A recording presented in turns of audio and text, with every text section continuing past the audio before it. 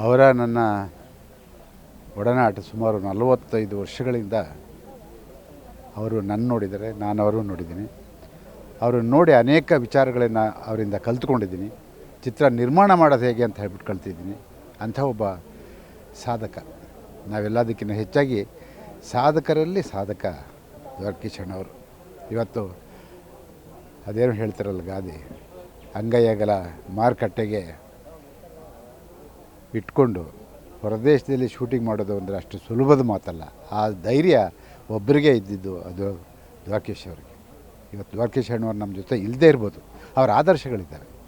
ಅವ್ರ ಚಿತ್ರರಂಗದಲ್ಲಿ ನಡೆದು ಬಂದ ಹಾದಿ ಇದೆ.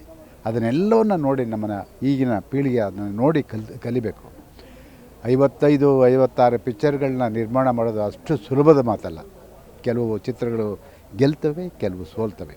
ಆದರೆ ಜಾಸ್ತಿ ಸೋಲನ್ನೇ ಅವರು ಜೀವನದಲ್ಲಿ ಕಂಡಂಥವರು. ಆದರೂ ಯಾವತ್ತೂ ಕೂಡ ಜೊತೆಗಿಡಲಿಲ್ಲ. 80 ವರ್ಷ ಆಗಿದ್ದರೂ ಕೂಡ ಅವರ ನಾಡಿ ಮಿಡಿತ ಯಾವತ್ತೂ ಕೂಡ ಚಿತ್ರರಂಗದ ಏಳಿಗೆಗೆ ಅವರು ಆಸೆ ಪಡ್ತಾಯಿದ್ರು. ಯಾರಾದರೂ ಒಂದು ಪಿಕ್ಚರ್ ಬಿಡುಗಡೆ ಆದರೆ ಅವರು ಇಷ್ಟು ದೂರ ಬಂದಿದ್ದಾರೆ,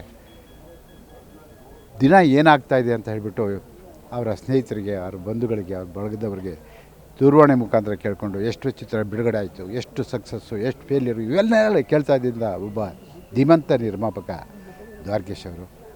ಅವರ ಆಪ್ತ ಮಿತ್ರ. ಬಹುಶಃ ಅದನ್ನು ಯಾರೂ ಮರೆಯೋಕ್ಕೆ ಸಾಧ್ಯ ಇಲ್ಲ. ಮತ್ತು ಮೇಯರ್ ಮುತ್ತಣ್ಣ, ನಾವು ಚಿಕ್ಕದರಲ್ಲಿ ಮೇಯರ್ ಮುತ್ತಣ್ಣ ನೋಡಿಕೊಂಡು ಬೆಳೆದಂಥವ್ರು.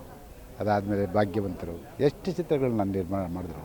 ಅನೇಕ ಕಲಾವಿದರಿಗೆ ಆಸರೆಯಾಗಿದ್ದಂಥವರು ನಮ್ಮ ದ್ವಾರಕೀಶ್ ಅಣ್ಣವರು. ಅದರಲ್ಲಿ ವಿಶೇಷವಾಗಿ ಶ್ರುತಿ ಆಗಿರ್ಬೋದು, ನಮ್ಮನ್ನೆಲ್ಲ ಬಿಟ್ಟು ಅಗಲದಂಥ ಸುನಿಲ್ ಅವ್ರಿಗೂ ಕೂಡ ಮೊದಲನೇ ಚಿತ್ರ ಅವಕಾಶ ವಿನೋದ್ ರಾಜ್. ಎಲ್ರಿಗೂ ಡ್ಯಾನ್ಸ್ ಮುಖಾಂತರ ವಿನೋದ್ ರಾಜನ್ನು ತಂದರು.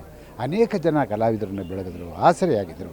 ಒಬ್ಬ ಕನ್ನಡ ಚಿತ್ರರಂಗದ ಧೀಮಂತ ನಿರ್ಮಾಪಕ. ಅದರಲ್ಲಿ ಎರಡು ಮಾತಿಲ್ಲ.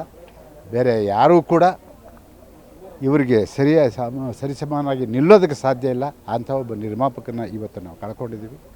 ಅವರ ಆತ್ಮಕ್ಕೆ ಭಗವಂತ ಶಾಂತಿ ಕೊಡಲಿ ಅನ್ನೋ ಇಷ್ಟನ್ನೇ ನಾನು ಚಿತ್ರರಂಗದ ಪರವಾಗಿ ಕೇಳ್ಕೊಳ್ತೀನಿ. ಜೊತೆಗೆ ಅನೇಕ ಸಾಮಾಜಿಕ ಚಿತ್ರಗಳನ್ನು ಕೊಟ್ಟಂಥವ್ರು. ಇವತ್ತು ಇಡೀ ನಾಡಿಗೆ ಪರಿಚಿತರು ಅಂದರೆ ರಾಜ್ಕುಮಾರ್ ಹಾಗೂ ದ್ವಾರಕೀಶ್ ಅಣ್ಣವರು ಹಾಗೇನೆ. ಹಾಗಾಗಿ ಇಡೀ ಚಿತ್ರರಂಗ ಮತ್ತು ಇಡೀ ಕನ್ನಡಿಗರ ಪರವಾಗಿ ಅವರಿಗೆ ಆತ್ಮಕ್ಕೆ ನಾನು ಶಾಂತಿಯನ್ನು ಕೊಡ್ತಾಯಿದ್ದೀನಿ.